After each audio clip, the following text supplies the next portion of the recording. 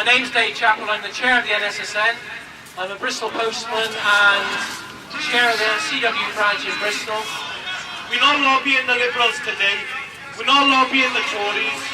We are encouraging the trade union leadership to organise a national demonstration against the cuts this autumn and send a message to Cameron that we will not accept the devastation of the welfare state and public services and his onslaught against the working class. That's the reason we're in Manchester today, and we have sent out an open invitation to all members of the General Council to come here today and to speak, and of course, more importantly of all, to support the motion on the table tomorrow to call for that national demonstration.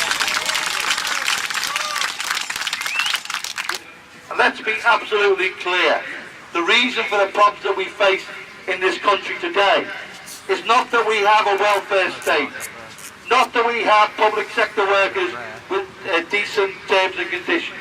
The reason we're in the situation we're in today is because of the bureaucracy and what the bank has done and the crisis they caused. It's their crisis, not our crisis. The cable, supposedly St. Vince Cable, doesn't want to do a part privatisation or a partial privatisation. He now wants to do total privatisation of Royal Mail. And the CWU and its allies are going to fight that in the same way we fought the Tories. In the same way we fought the Tories in 1994 and to their disgrace, the same way we fought the Labour Party in 2005 and more recently in 2009. We're going to fight privatisation of Royal Mail, and we can be successful if we begin to mobilise. Thank you very much.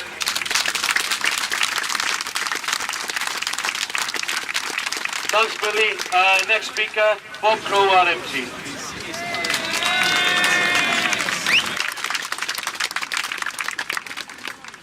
Thanks, comrades. Thanks, brothers and sisters. There's some of those Labour leadership people now who all of a sudden are our friends. This morning on the news, I can't believe the Deputy Prime Minister, ex-Deputy Prime Minister, she supports strikes now. They're for workers' rights. And it's a shame that 13 years to do something and failed miserably the working class in this country. I've got to say, you know, there was a debate whether Cameron should come here. Whether Cameron, you imagine if Cameron had come here today and stood on that platform in there, with workers losing their jobs, with single mothers being attacked, with the sick and the infirm being under attack, you allow him to go up onto the platform and speak. And they said he couldn't come because of paternity reasons, and he couldn't come because the Pope was coming over here on Thursday. It wasn't the Pope coming over here, it'd be Ian Paisley coming over here, any excuse they could come up with. But the reality is this, who they got now? They're bringing the Governor of the Bank of England to come and address you. Would you believe it? Give him a 2-page spread. Merv the Swerve, they call him. The Governor is coming in town like it was the Cray brothers walking into Bethnal Green in the States. But I'll tell you what, you want to give him some kind of heckling when he gets up there, because we don't want to be lectured by some kind of bank to tell us about the problems in the workplace or the housing estate.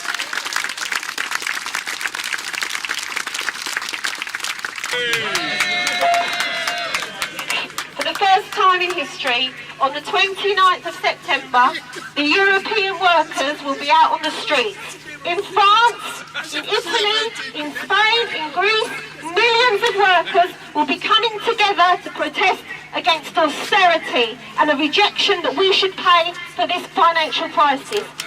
So I think we have to link this struggle against the anti-union laws with the struggle against the cuts and the struggle in order to make sure that we stand up and be counted on these issues. Thank you. We're going to know what to say. Well, I'll tell you what, the firefighters in London will join with Bob Crow, join with the other unions that say, stand up and be counted now. For the unions that don't want to stand up and be counted, stand aside and let us take on this fight. Because it's fight for the people, the public, that deserve the right to be represented and not to be treated like second-class citizens. As far as the Fight Against Union London is concerned, we will, as Bob has asked, coordinate our strike action, and we will make sure that we're on strike coordinated days with them. Because we will deliver a ballot, a resounding ballot this time, if they carry on with this 6,000 firefighters. And for the TUC turning around and saying they can't organise a demonstration, national demonstration, because we haven't had time. You've had months to sit here and do it, and you've sat on your asses doing nothing. Now's the time to stand together and say enough's enough and call for a national demonstration, and if need be a national strike, and we in London will follow it.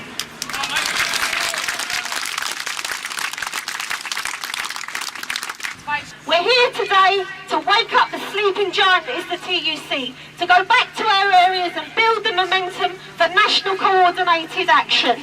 I'm glad I eventually got heard, and that's what we're here to do today. So, brothers and sisters, that great newspaper, the intellectual read of a Sunday morning, the news of the world tells us today, it's the last race to the dinosaurs. And I've got to say about this, a paper that doesn't recognise trade unions can tell us about what it's really like for working men and working women. And they're frightened, because as Billy quite rightly says, when the old Bills start worrying about their jobs, when these top Mandarin taxmen start worrying about their jobs, when the top military start worrying about their jobs, if we can mobilise a massive movement, there'll be Clegg and Cameron on their own in a little room playing cards with each other. That's what we can do. And what we need, brothers and sisters, is unity. This week, what the Congress should be about is to iron our strategy out. That's all we should be talking about. We know what we've got to do, and I'll make it quite clear. I'm not in the ball game of just having a strike for the sake of having a strike. But I've got to tell you this, if Billy's workers are out on strike to defend the post office, and Tube workers are in dispute, it'd be absolutely madness that we didn't coordinate both groups of workers to take action.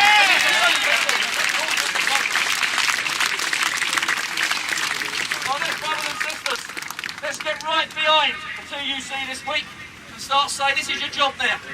No excuse there, is it? For the last 50, 60 years we've been told, well, we've got to get the Tories out to get Labour in. When Labour gets in, we get told, well, we've got to keep Labour in to keep the Tories out.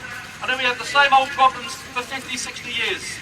The reality is there ain't no Labour governments that come to your help. And the only people that can help us are working people organised in the trade union movement, not in a selfish way, that we're just worried about our own jobs and pay and conditions, but we're worried about those areas of the states where there's mass unemployment, where the single parents get attacked, with people standing outside their houses, binoculars, to see what benefits they're claiming, and the same people go and support those who put their money in the Cayman Islands and in Bermuda and hide their tax. They're the people that should be pursued, not single parents. Let's make sure that the demonstration is not just a demonstration, but it's a start of a fight back.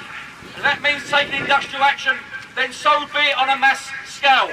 Because it's no good just passing resolution that says, I've got a resolution.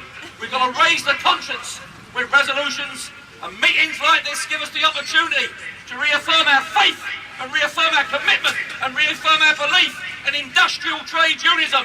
If we're militants, so what? It's the working people that are under attack, and they deserve the leadership that goes out there and says, enough's enough, and we're fighting back.